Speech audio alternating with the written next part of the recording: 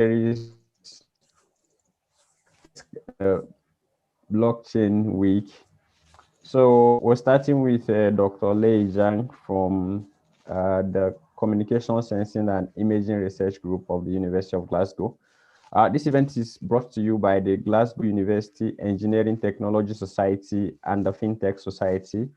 So this collaboration has enabled us to bring a number of companies that are working on different types of blockchain technology to come and talk to you about what's going on in the industry, as well as members of the academia. So the Glasgow University Engineering Technology Society is the official host of the IEEE student branch at the University of Glasgow, and also working to start the IET on campus for the university. So membership is free, and you can join and then pay subscription fee to join the IEEE or the IET. Our members are going to tell you a little more about joining the society towards the end. So I'm going to let the FinTech guys have a little introduction about themselves, and then I'll say a few words about the presenter for today. Thank you, Kelechi. Yeah, so I'm the president of the FinTech Society. As the engineering technology guys, we're also part of Glasgow University. Most of you are from the university anyway. We mainly focus on FinTech, finance, and technology. We aim to bring you events on educating you about various topics, introduction to various FinTech topics like blockchain, like this event series. But also to build a community, to bring people together, to facilitate new ideas and bring interest out in people towards FinTech, whether you be technical or an economics guy or even a dentist. This year, this is our last event series, and then we will continue next year with the new leadership. And if you want to be a part of that leadership board, the new FinTech Society for next year, then I'd encourage you to apply by the 16th of April on our website, uofgfintech.com, for the elections. I'll hand it back to Kelechi now to talk about Dr. Zhang. Thank you. All right, thank you, Shyam. So Dr. Lei Zhang is a member of SI, I've already said, and his research focuses on networks, application of blockchain in wireless networks, including 6G for COVID-19 contact tracing, as well for network automation. As a matter of fact, one of his current research has been on using blockchain for contact tracing. So the application is called Beep Trace, and you can have a look online. It's all over the place, and this has caused quite a stir in the academic community. Anyway, without ado, I'm going to hand over to Dr. Zhang now, who is going to talk about the applications of blockchain beyond cryptocurrency. Dr. Zhang, when you're ready.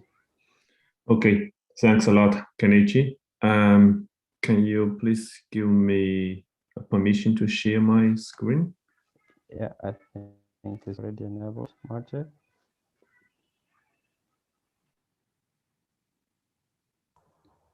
Yep, 1 second. Okay, I got it, I think. Can you see it? Yes. Okay.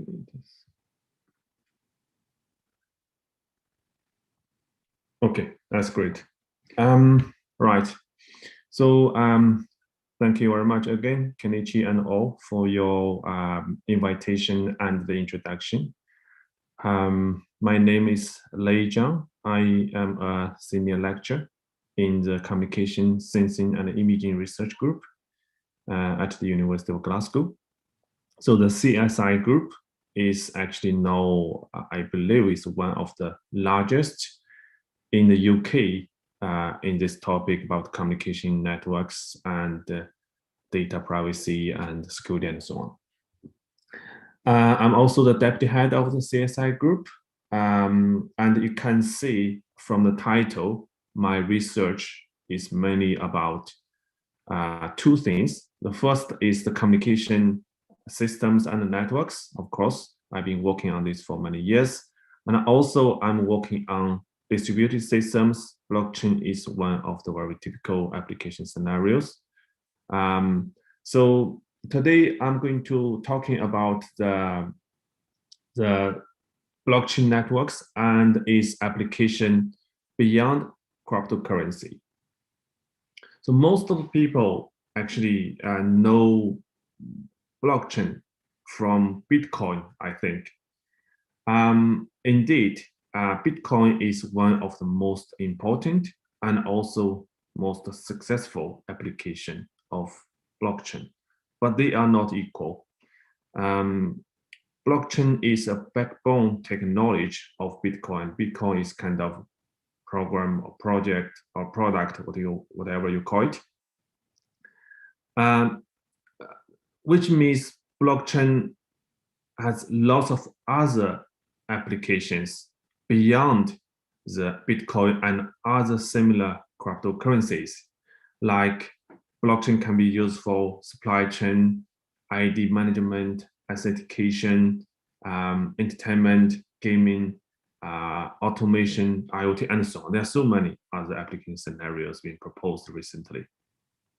I personally believe that the future or even more important application of blockchain is actually in that areas rather than in cryptocurrency. So as I said, one of the most important application of blockchain is Bitcoin, right? But actually there are lots of other things, and especially in IoT system, you can find there are lots of problems when we use blockchain IoT system, because normally IoT devices are with low capability, low power, low storage size, and very importantly, these kind of devices are normally wireless connected. This can cause a problem because original blockchain was proposed in the wired connected environment, such as running a PC or server or even a laptop. This kind of machine are normally with enough power, and also because they are wired connected through TCP/IP protocol, so the communication network is normally not an issue. So my research is actually, by the way, this background is a little bit long. I'm still in the first page. Okay, so my research is actually pushing the standard wired connected blockchain network into a wireless domain and apply it into many more important application scenarios, especially in the IoT domain. There are lots of challenges, as I just said. The more technical details will be introduced and will be one of our focus of this talk. I also realize this is organized by FinTech and also engineering. So I try to give more background and principles about blockchain at the first part of this talk. And in the middle, I will give the details about the wireless blockchain. And then the third part, I'm going to introduce the wireless blockchain use cases, including the BibTrace, which is used for COVID-19 contact tracing mentioned by Kenichi at the beginning as one of the use cases in this talk. So this is the first part. So the first part is about the concept and background about blockchain. So why do we need a blockchain? This is the first question we need to answer. And we have to go to the fundamental aspect of blockchain, which is a distributed system. And we have to know what is the difference between the distributed and the centralized one, which is actually, I would like to say, the foundation of our modern society. Why do we need to move from centralized to distributed? If you look at this figure in the left-hand side, this is a centralized system, and all of the nodes, okay, these nodes can be anything, can be some device, can be people, can be players in Bitcoin and so on. So you can see all of the nodes in the left-hand side in the centralized one, all are connected with a central one. Okay, this is a central node. This central node is very powerful.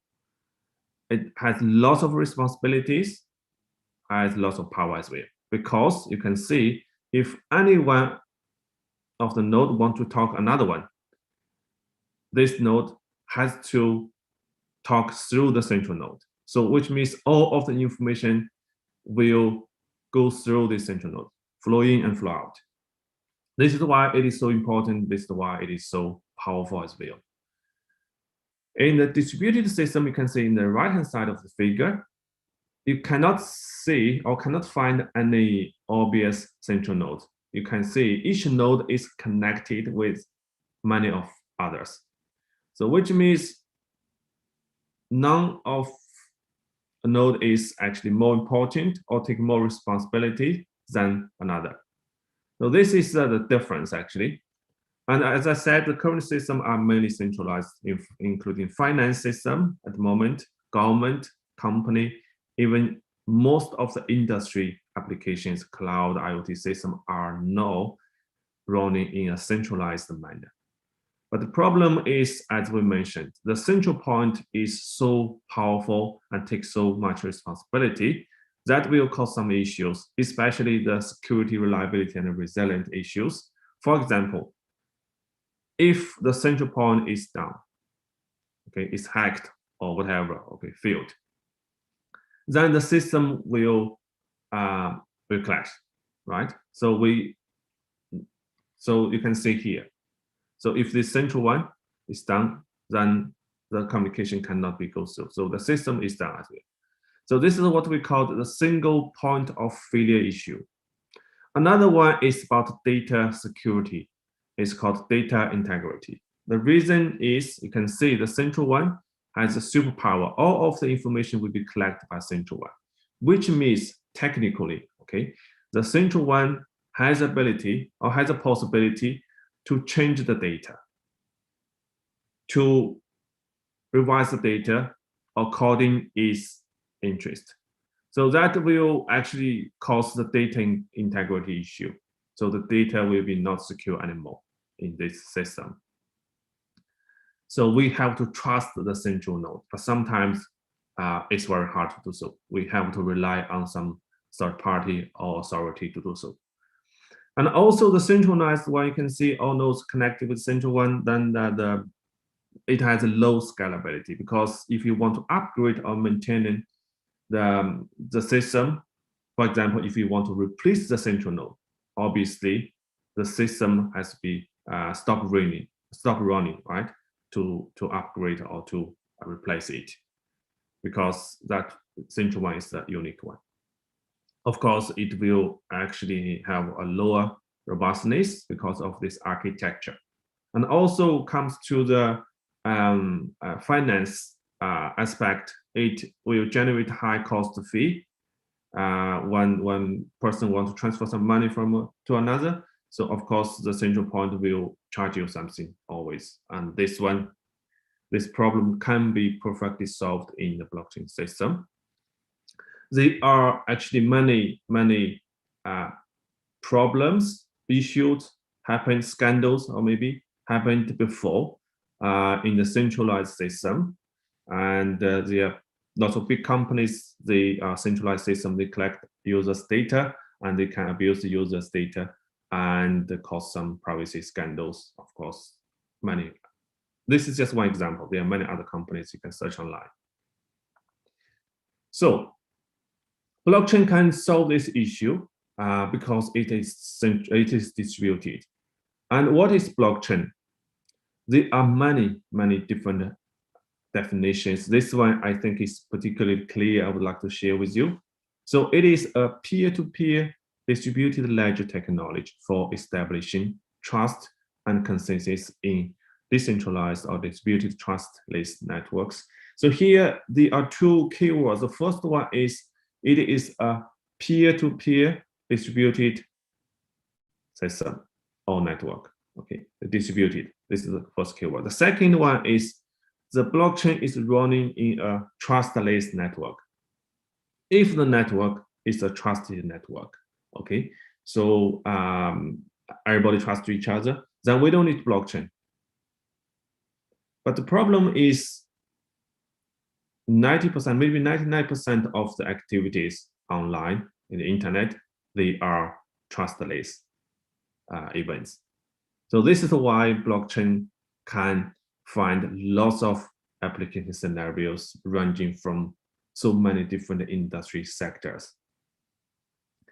There are two very, very important, I would like to say, technologies to support blockchain.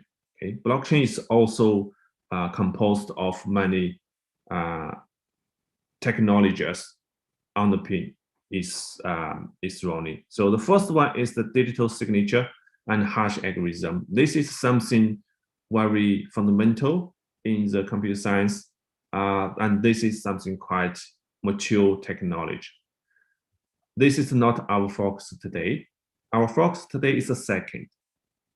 Blockchain adopt the consensus mechanism to reach an agreement for transactions among individual users. And this is something new, and this is something very, very flexible as well in blockchain design. Yeah, I will show you lots of different consensus mechanisms, and of course, can be used for different application scenarios.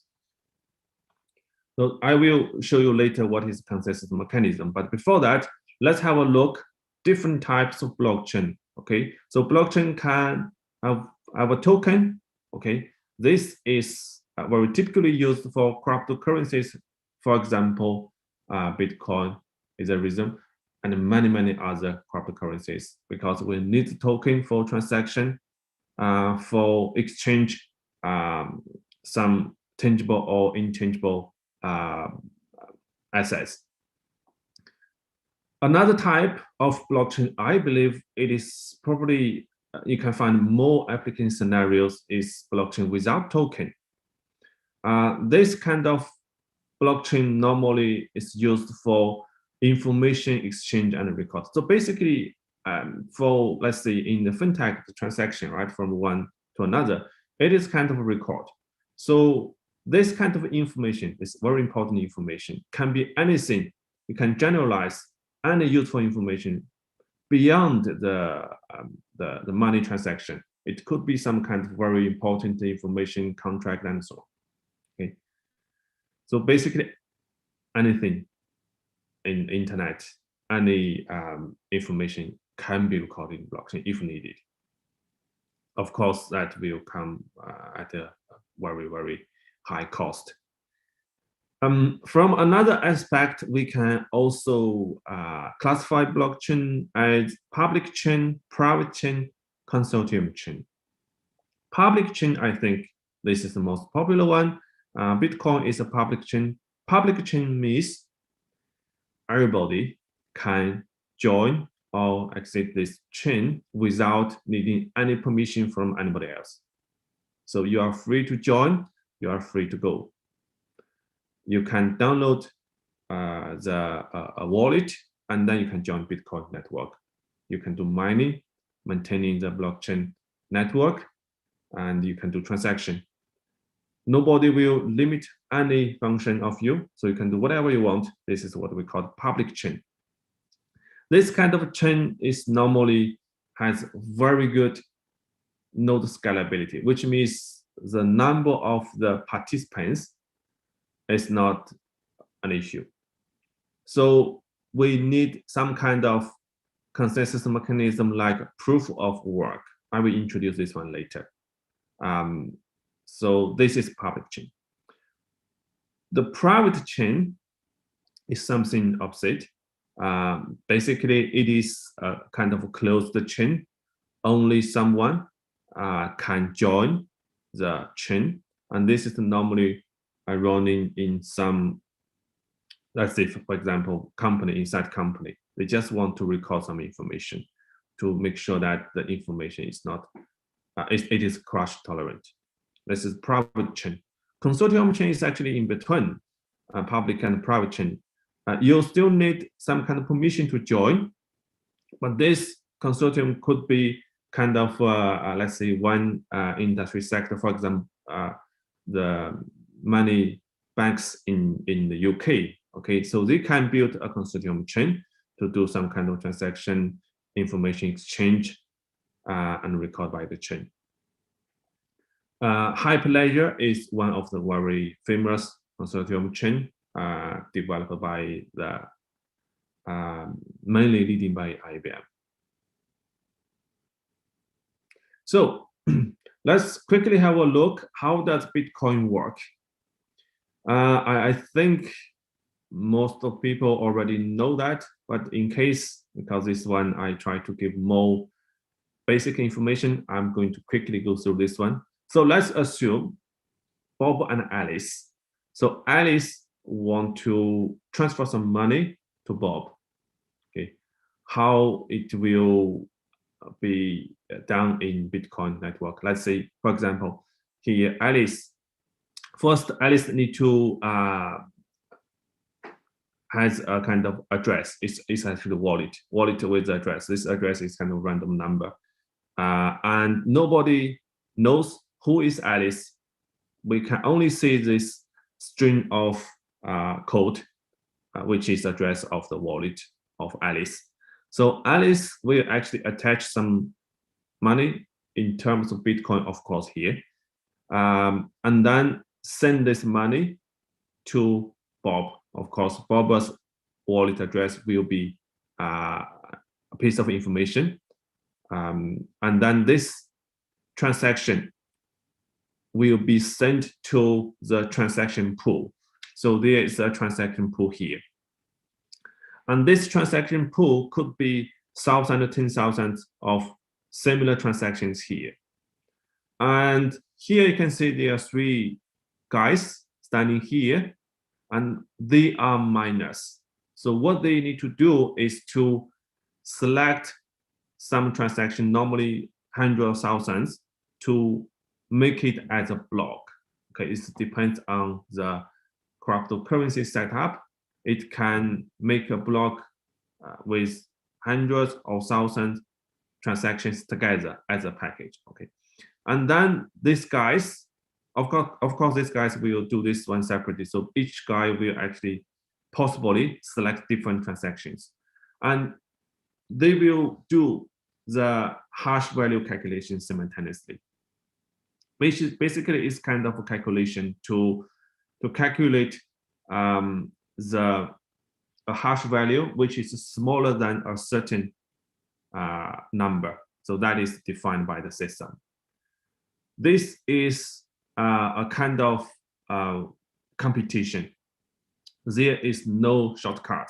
These guys, they have to try one by one until they find a value smaller than certain level. And then the winner will broadcast this result to everybody else, and everybody else will check if this is correct. Finding is very difficult, but checking or verifying is very easy. So as soon as this is confirmed, normally this is correct, and those guys will actually admit, okay, this guy is a winner, and this guy will have this right to generate the new block and add it into the existing one. And others will continue to the next block. And a few blocks later, and Alice or Bob can actually check in the public chain, because this information will be public on chain. So Bob can check online and find its transaction, and then this transaction is done. So which means the money is actually attached to Bob's wallet address. So Bob can use this money to do whatever he wants. So if you look at inside of blockchain, you will find why it is so important to be used for keep the data integrity. You can see here, the blocks, you can see they are connected to each other. Let's say the block 0, which is the first block ever, and block 1, block 2, and block N, and so on. So one by one. So let's see For example, block 1 here, an example. So you can see there are two parts. The first part is the header. The second part is the transaction. So these transactions, maybe one of them is actually from Alice to Bob. Let's say this transaction 0. Okay, this is one of them. There are many others. Putting together by a miner. Okay, one of the guys actually standing there in the previous slides. And this guy will actually add something else, including the timestamp index, previous hash. This is very important because this is a confirmed transaction of blockchain. So this value is here. So this value will be used as an input in this new block, which is block 1. Let's assume block 2, blocks 3, and they are not existing at the moment. Okay, this block 1 is the newest one. So this previous hash is actually the hash from the previous block. And what the miner or of the miner to do is actually change this nonce here. This nonce is kind of random number. You can change this number whatever you want. Okay, this is kind of a random variable here. You change this one and actually do the hash calculation. So hash calculation is basically is kind of get a digest or abstract of all of the information, no matter how long the information it is, no matter what kind of information it is, we can always actually abstract this information into a hash value with a certain length of string. Let's say, for example, 256. This is hash 256. So by changing this nonce, we will have different hash value. The problem is you can never guess what will be the hash value of these transactions. You have to try one by one. So you change this nonce and get a hash, and you change it and get another one until you find a hash value. This is a very random processing actually. Until you find a hash value is smaller than certain level. For example, the first 100 bits are 0, which is purely random trying. You cannot find any smart way to do so. This is why whoever gets the highest computing power, who will have a better chance, not necessarily, right, better chance to find the value. Okay, this is how this hash value, which is the most important thing in this block, has been found. Okay, and this one will be put it here, and this is a new block. Okay, and so on. And this block 2 will actually use the block 1's hash as an input, and then find a new hash. So let's assume, okay, so Alice already transferred some money to Bob. So Alice want to, to deny this transaction. Okay, she want to change this transaction. If this information, anything, any bit in this transaction is changed in the digital domain, this hash value will be invalid. Any small change, even 1 bit change, will make this significant change of this hash value. Because this one is changed, this one is changed. Because this one is changed, this one is invalid. Now all of the following blocks are invalid. This is why nearly impossible, okay, you change any transaction in the previous blocks. Because if you change this one, this is invalid, you have to calculate a new one. And if there are a couple of blocks following, you have to calculate a couple of blocks. Remember, you are competing with the rest of the world.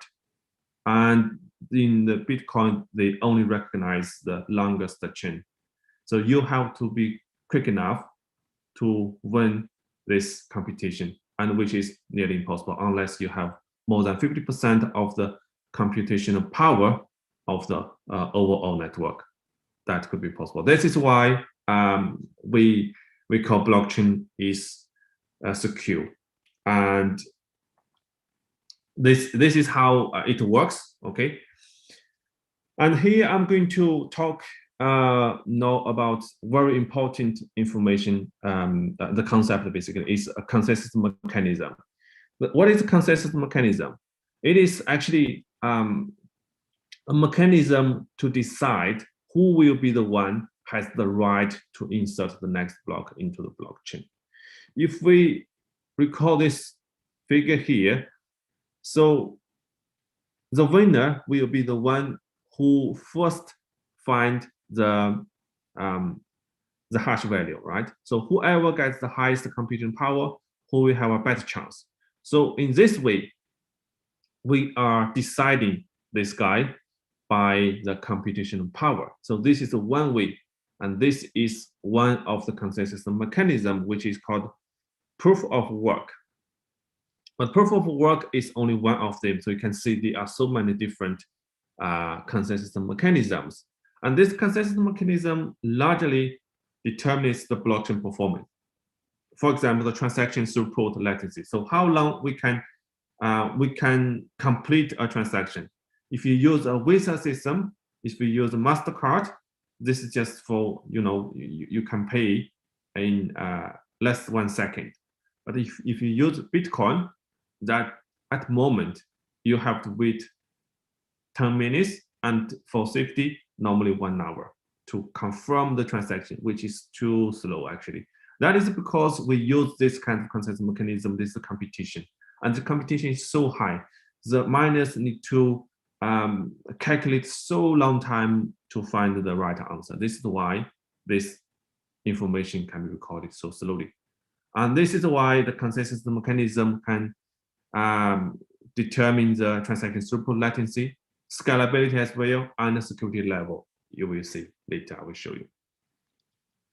There are two different types of consensus mechanism. One is a proof-based one, another one is voting-based consensus. So proof-based one, like Bitcoin, is using the proof-based one, proof of work. This is the most famous consensus mechanism. So basically, it is a computation of the computing power.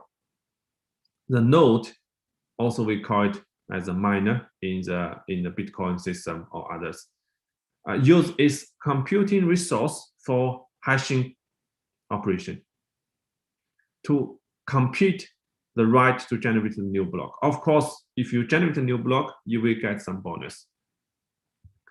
So the winner is the first one who obtained the hash value lower than announced target. So basically, who has more computing power, who has a better chance. This proof of work is the most popular one. It's very, very fair.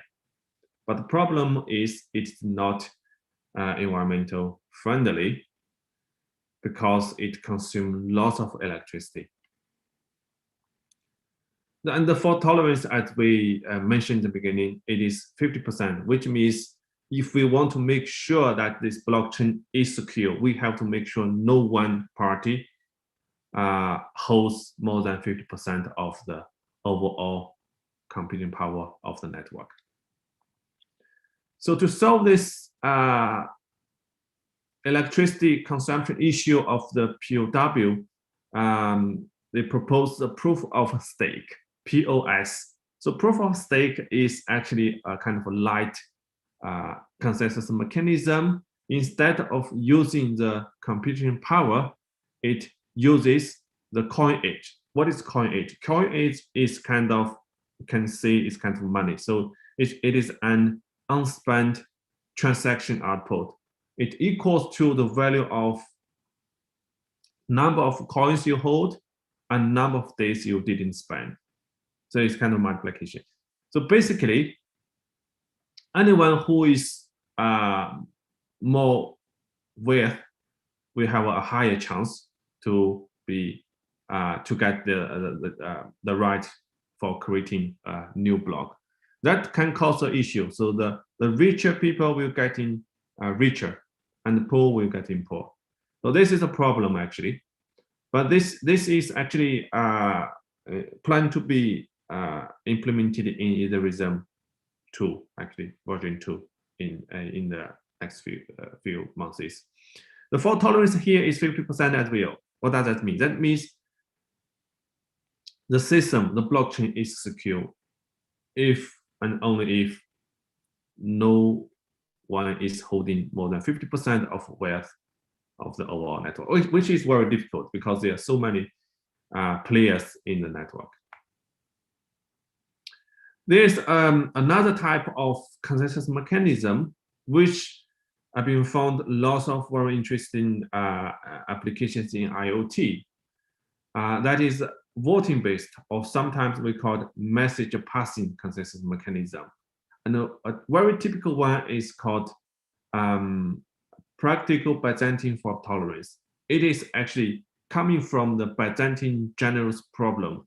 This is a very, very interesting and very classic and very old problem. So the problem is like this. So the N generals surround a castle. They want to conquer the castle. They are F traitors among the N generals. So the all loyal generals, they have to agree on the same plan, either action of attack or retreat, even though they are some traitors. So the generals can only communicate by message passing. So sending people to pass this message to another. So this is what we call message passing. The traitors can do whatever they want. So they can send false information. They can send true information. They can do nothing. Okay. So the traitor can do whatever they want.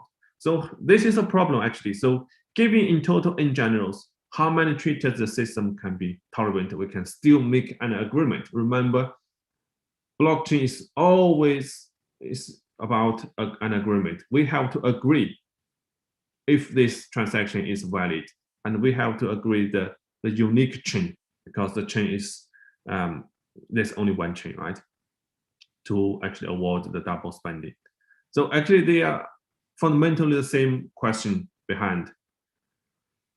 So this is a very classic mathematical question. The problem is very difficult to prove, but I'll give you the answer here. The question, the answer is we can tolerate 1/3 traitors in the system, which means if the number of traitors is less than 1/3 of the overall generals, the general can make an agreement, either attack or retreat. Of course, this is a very, very old story. But if you map this story to the internet, you will find out this is, we can find this is exactly the same situation in the internet, like distributed system like blockchain, right? Because for example, in the internet, we have many honest users, we have many bad users or malicious users, and the honest user want to make a decision, make an agreement. But the malicious users, they want to destroy or they want to stop an agreement to get some benefit or get some profit from this process. So we have designed a system to make sure that the number of malicious users are less than a certain level to make sure that the system is secure enough. So this is actually the same thing. This is a problem, but how to solve this problem by the engineering. So here it is called the practical Byzantine fault tolerance. This is the protocol here. Okay, so how to do so one by one. So you can see here we have different generals, or here we call it nodes. Okay, different nodes here, players. You can see whatever you want, or miners. So there is a client request a transaction, and this information will be sent to one client, and this client will do broadcasting by using communication network, and then in the second phase, prepare. All of the nodes will talk to each other, what they received, and then in the commit phase, they will do it again. By using this way, we can make sure that if the system has less than 1/3 of bad guys, we can always make an agreement. Even though the header, the node 0, is a bad guy, we can still pick it out. Okay, so the fault tolerance here is 1/3. So this is different from the POW, POS, which is 50%, right? So this one is a little bit worse. Communication complexity is n squared because you can see each one has to communicate to others, right? Delay is 3 because we have to use 3 phases. We don't consider request and reply. So prepare, and commit, 3 phases. Because of the communication complexity, the nodes number can be hardly scale up to 100 nodes. So this is why we cannot use it for public chain. We cannot use it for like a Bitcoin or something else because it can only support 100 nodes. So you can see that this is always about the trade-off between the performance and scalability. So Bitcoin is here, okay? This is a standard POW. It can support 1,000, 10,000, even more users play simultaneously, but the latency and throughput, this kind of performance is very low. You have to wait 1 hour to confirm the transaction. So the PBFT, something similar. Okay, there are lots of different similar protocols. They are here actually. It has a very good transaction throughput, can support 10,000 or even more transactions per second, like a Visa system, like a MasterCard you're using every day. We have to support lots of transactions, but problem is we cannot support many users use it simultaneously. So we need something to make sure that it is existing here. So Visa system, Master system, they are here. Okay. So this is the problem of current blockchain, all of the blockchain system actually. The performance scalability, this is, you cannot achieve these 2 performance simultaneously. So this is the first part. I spent quite a few time. I think I have to be quick. So the future is wireless connected. We have to support IoT devices by using blockchain because blockchain can solve lots of issues in the IoT. For example, security issues, privacy issues, because IoT are normally very vulnerable.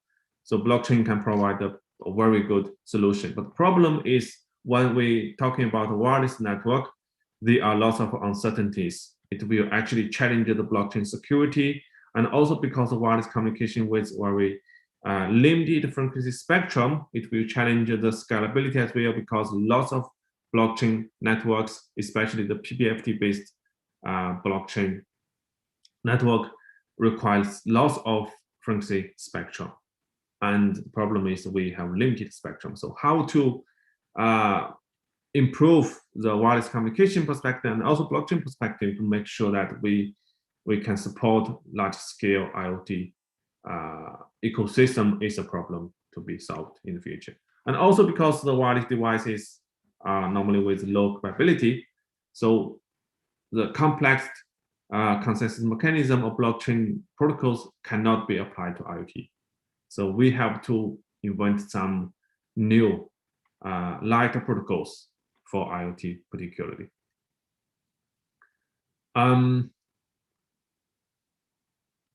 I think I have to skip this one, and I'm going to go give you some use cases directly.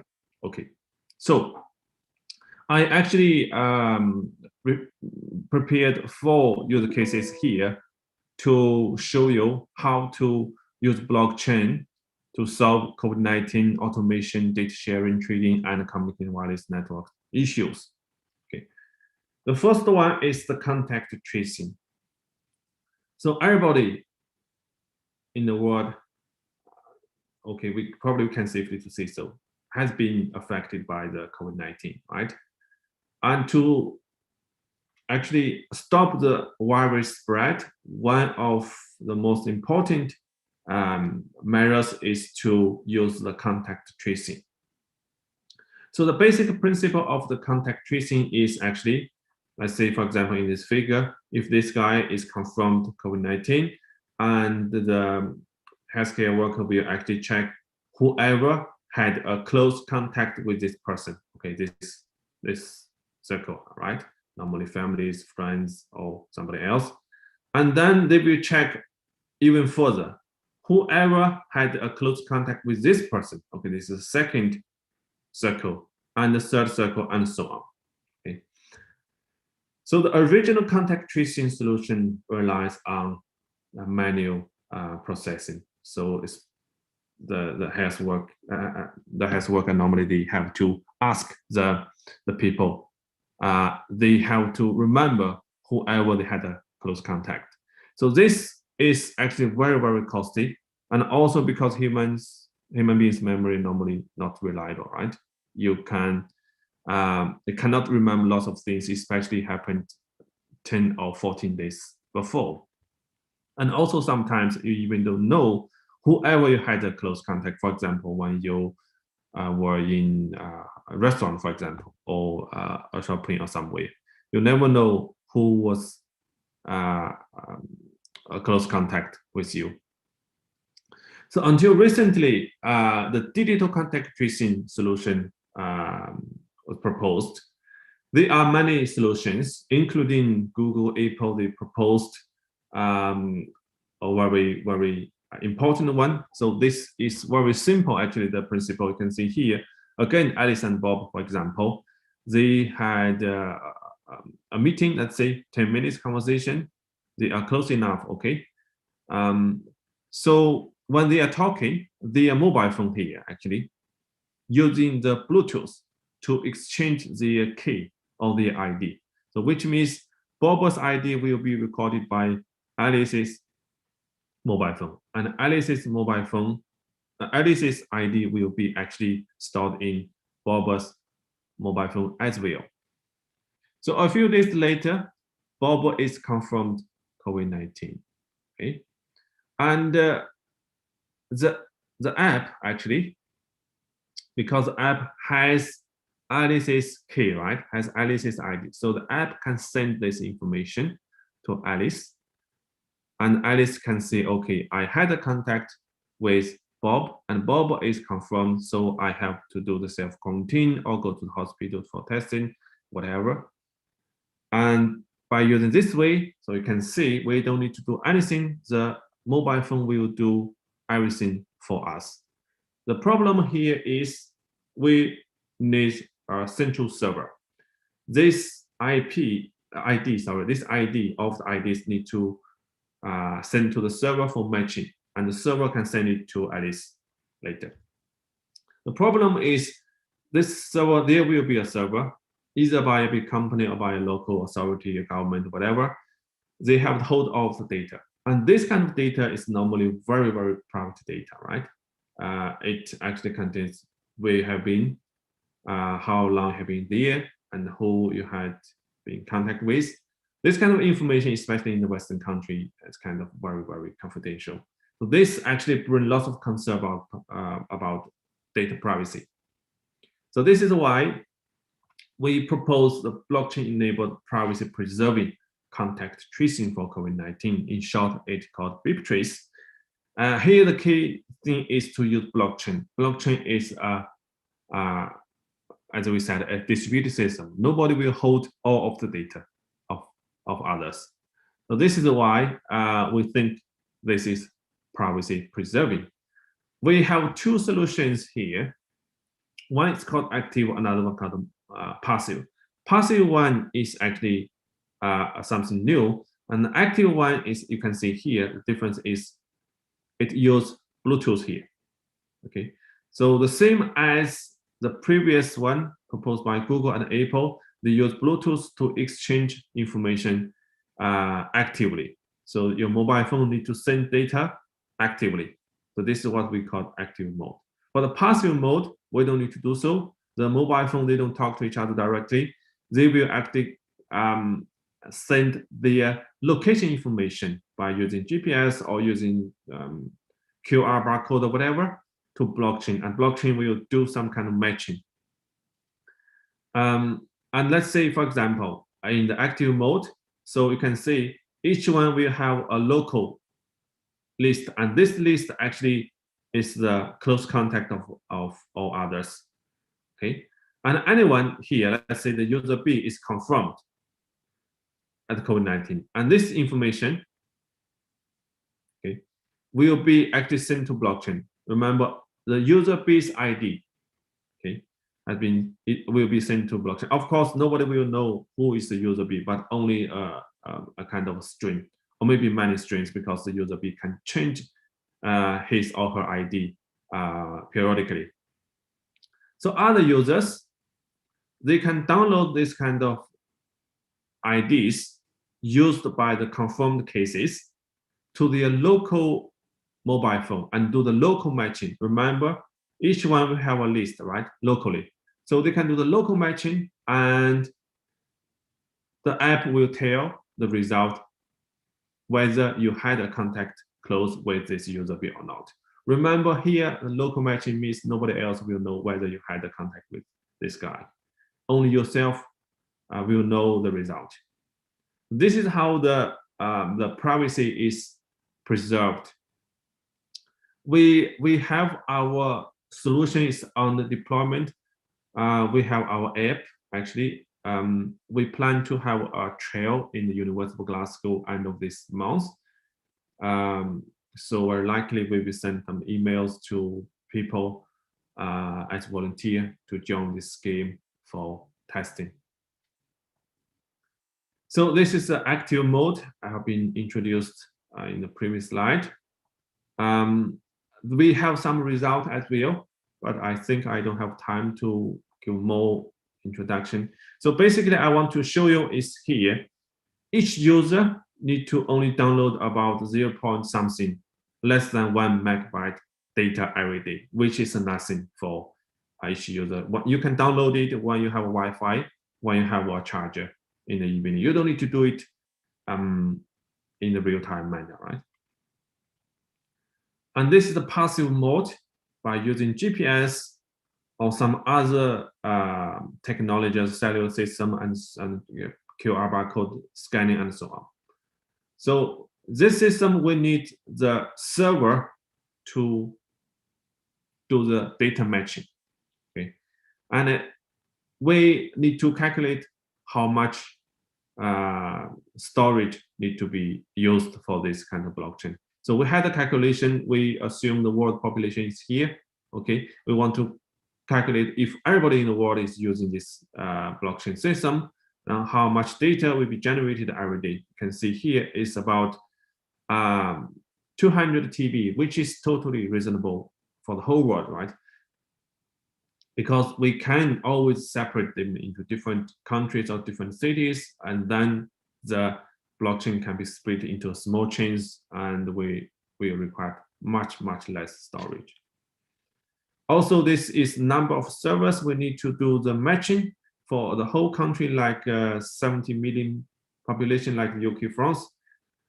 We only need hundreds of servers for the whole country, which is totally affordable as well. From the user side, how much you need to download? So here we have an example to show you if every day UK has, okay, that is the data when we generated the publication. Now it probably is a little bit higher. So let's say, for example, it's around 1,000 confirmed cases every day in the UK, and we only need to download around a few megabytes data every day. Of course, you can download it when you have Wi-Fi, you have a charger in the evening. So that is nothing for your mobile phone at all. Another quick thing to use blockchain is for distributed automation.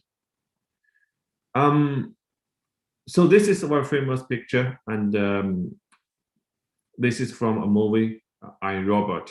So I believe most of people watched this very famous movie. In the future, we will have many robots be using in many different scenarios in the factory, or maybe in the street as well. This might be too far away, but this one is coming, autonomous driving. So there are lots of cars. They can communicate to each other, and they can drive without a driver. So here, communication is very important, and the data security is very important. We have to make sure that the information is confirmed very reliably and also in a very, very short latency, because the speed is very fast in this kind of scenario.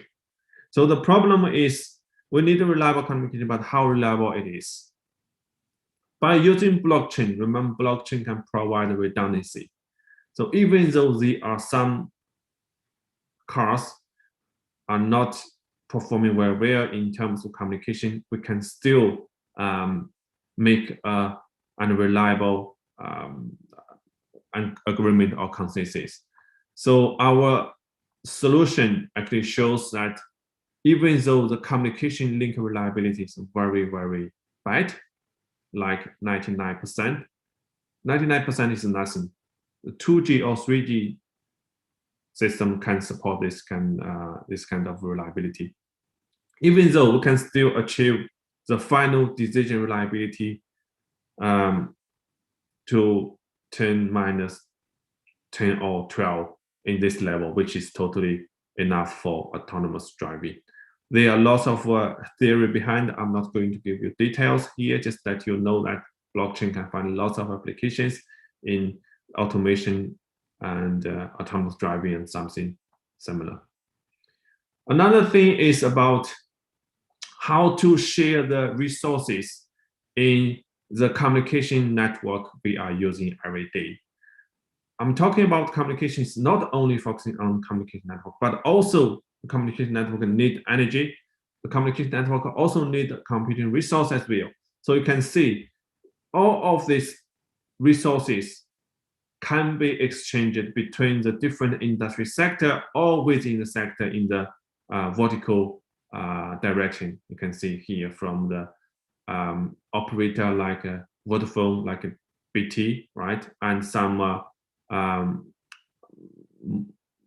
virtual mobile operators like giffgaff, for example, and many others, and even an user here. So how to share the data, share the spectrum, share the resource using blockchain. This is a particular interesting topic in 6G communications we are talking about. There's a paper actually, you can read for more information. This is a very generic paper, everybody can understand very well. Another thing actually we are doing is a project is about how to use blockchain for data sharing and trading. So all of the data generated in your mobile phone in some IoT devices have been collected by companies or by authorities without generating any value actually. So you actually give up this data to others and you cannot control it. As long as you give up the data, as long as you send it to the server or somewhere or your social media, you cannot control it, right? The data will not belong to you anymore. Somebody can use the data without paying you. So this will be a problem. And also lots of companies, they will hold their data. They don't want to share their data to anybody else, right? Because there are lots of conflict of interest or something like this. So how about if we use blockchain as a platform for the data trading and sharing? So anybody who generates valuable data can put the data in the platform for trading, and blockchain can be used as a very powerful tool to track or to make sure that your data is used by legal users, or you can sell it, or you can buy it, or you can share it, and you can define the copyright, or can define whatever everybody other can use or can share the data further. So this is a very big topic actually. There are lots of applications already. So here what we try to do is how to protect the privacy of the data, especially generated by the IoT devices, for example, the wearable devices, your watch, for example, or some wearable devices that monitor your health. This is something very, very private, right? So we have to make sure that this data can be shared to your doctor or shared to the authority or shared to healthcare workers, but without any leakage further. We need smart contract. We need very, very strict rules here. And we need lots of participants here. So this is how we can do this data sharing. And another very important piece is about we generate lots of data, right? And the artificial intelligence or machine learning use a lot of data, huge data. And lots of data are actually, there is a kind of a survey, 90% of the data generated by our mobile phone or some edge users never left the devices, never. So this 90% of data are wasted. If we can actually collect this data, okay, break this kind of data island. I don't know if you know this terminology. Data islands basically is data actually are not connected to each other. So if we can actually use this data by the artificial intelligence or machine learning, that would be significantly different. So we need some kind of platform to share this kind of data and protect the data privacy. So blockchain can do lots of things, and there are many platforms already existing for this kind of applications. Finally, okay, just give me 1 minute. It's about how to use blockchain to replace the part of the cellular system we are using every day, your mobile phone network, actually. So the mobile phone network normally relies on a call network and also the video access network. There are two parts. Sorry, there are two parts. One is call network, another one is video access network.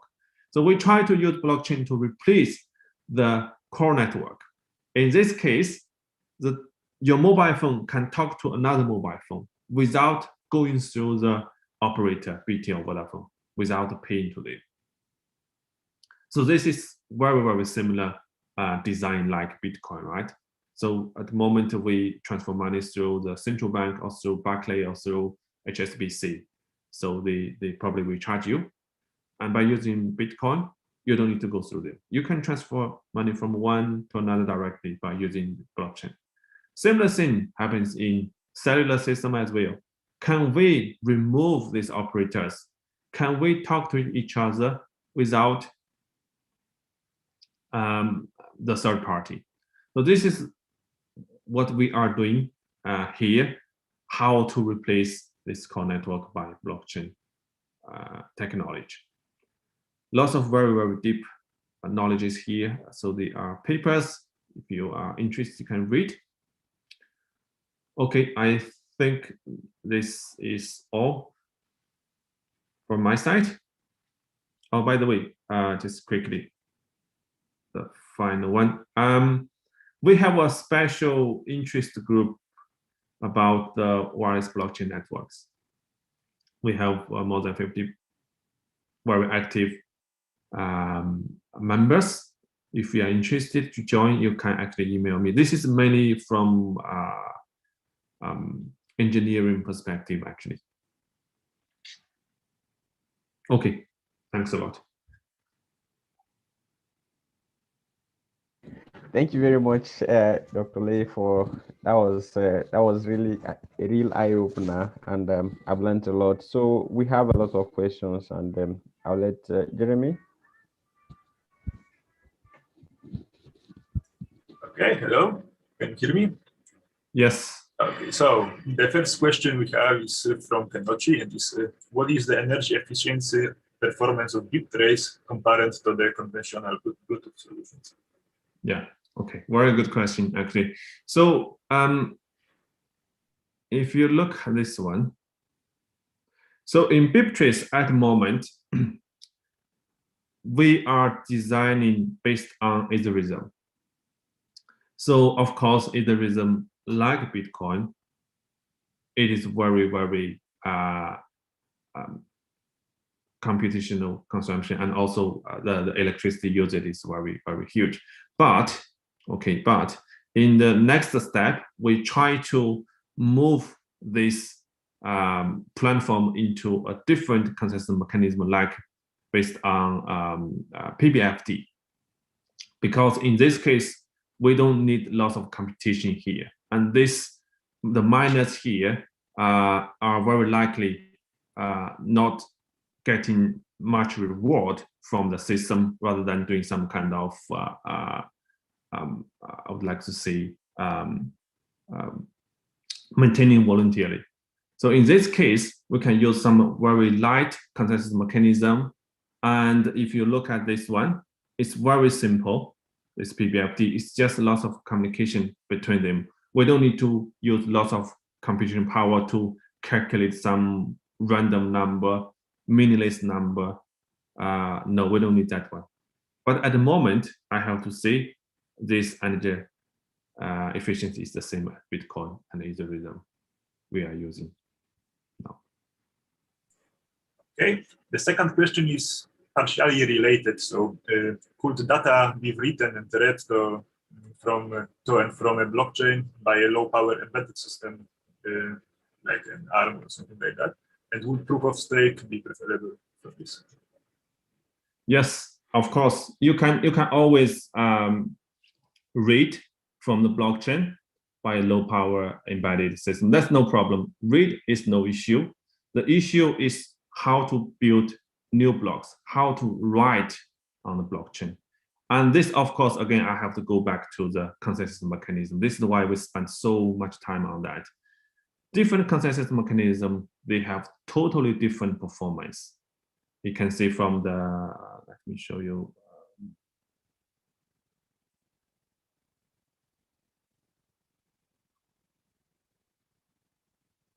Where it is. Here, you can see here, right? It's totally different. So writing for all of them, no issue. But the problem is if you use some kind of message passing based consensus mechanism as your fundamental part of your blockchain, then the throughput can be low. The same as writing and reading, the same thing. But basically, from the power perspective, there's no issue. Okay, thank you for the answer. Another one was from Mark. And do you think that the advent of COVID-19 has accelerated the wider popularization of blockchain?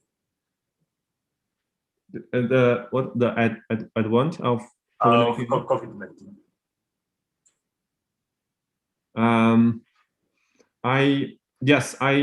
To be honest, we have two solutions published into papers, and we got some interview from BBC and some other media as well, and lots of people send an email to us, and also we have one project which is funded by a US company called Contact. This company funded us to develop this system.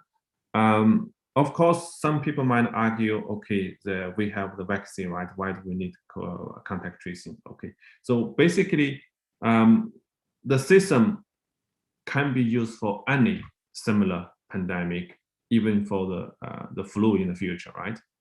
You never know, in the future we can use it. This is the first thing. The second is, this is a system can be extended to very, very generic healthcare data management and sharing. This is what we are doing actually, based on this big trace, how to share the healthcare data. The key point here is privacy. So we have this element, and this element is very important for the general healthcare data as well. So no problem at all. Okay, another one is from Penochi again, and it's a nice one. So who maintains blockchain networks, and what is their incentive since the system is distributed? With respect to wireless networks, who will maintain the network if the operator or the stock gets paid?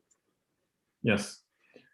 So it depends on different application scenarios. Of course, the most of the blockchains networks, they are still based on the principle that the miner will get some reward from maintaining the blockchain. right? They are some powerful nodes, okay, a little bit more powerful than the IoT devices. They are in charge of maintaining the blockchain. They will get some reward from generating the new block and also some transaction fee as well, because if you want to transfer something, you have to pay something. So this is the one thing. For public chain, of course, we have to use this scheme to make sure that people are motivated, right?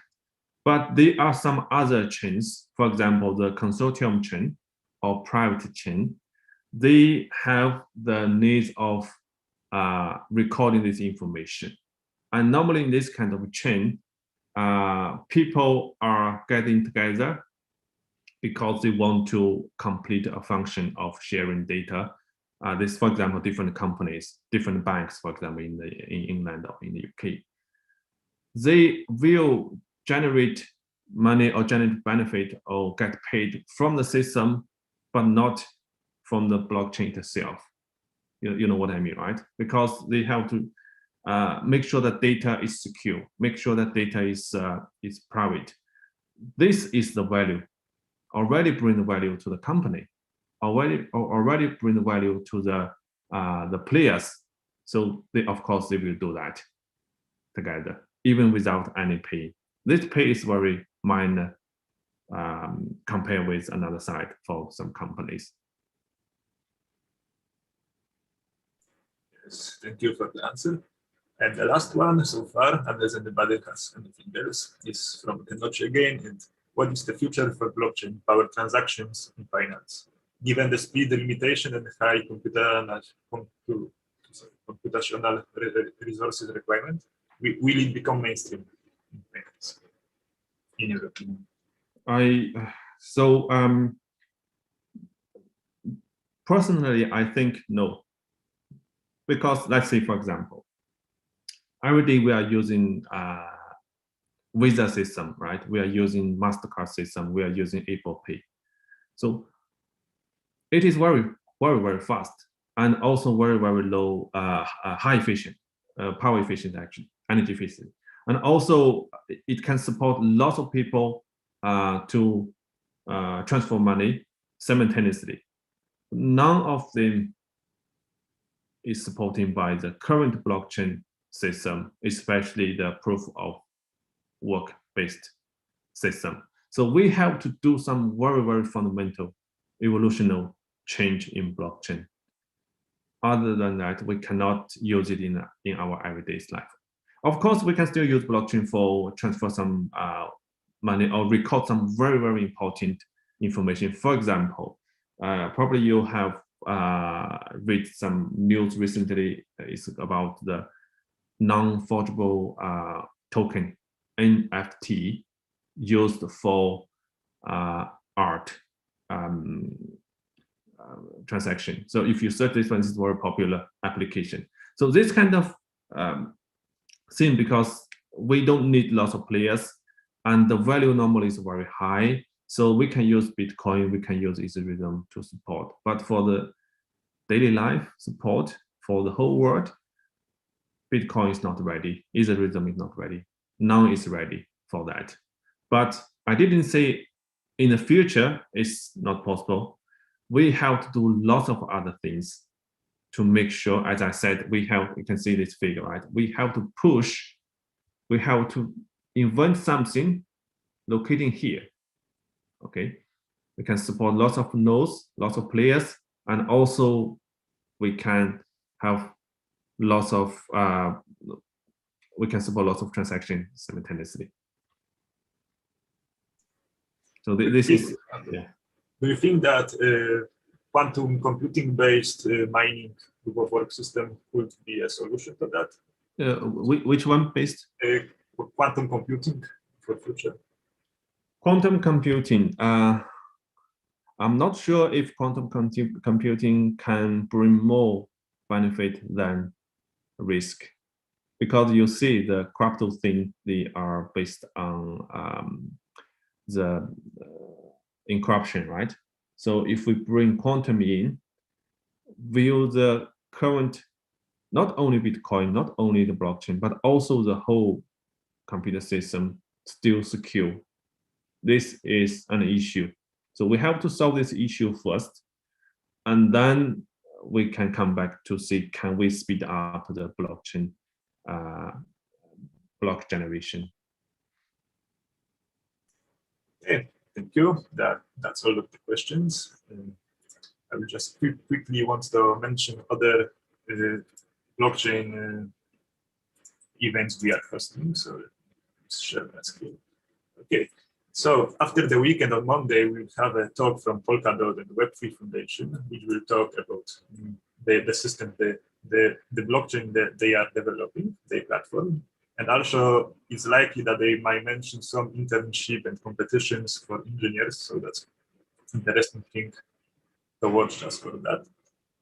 Then on Tuesday, we're gonna have talk from SmartKey, who are basically developing a blockchain-based solutions to be used for smart cities and for locking cars, as a keys for cars and things like that. They're working with emergency services in Poland, so it's kind of interesting project.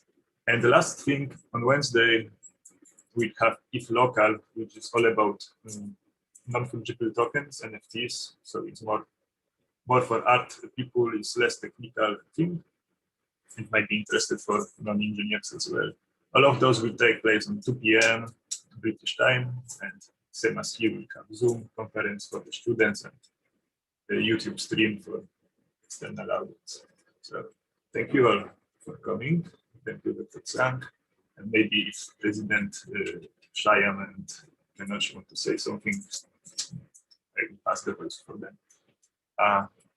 Just to mention, I'm Jeremy Januszewicz. I'm the event coordinator for the Glasgow University Engineering Technology Society. Okay. I have nothing for that to add. Just to thank our speaker for making out the time, and for all of you for attending the event. And I hope to see you all next week. Yes, I'd like to say the same. Thank you very much, Dr. Zhang.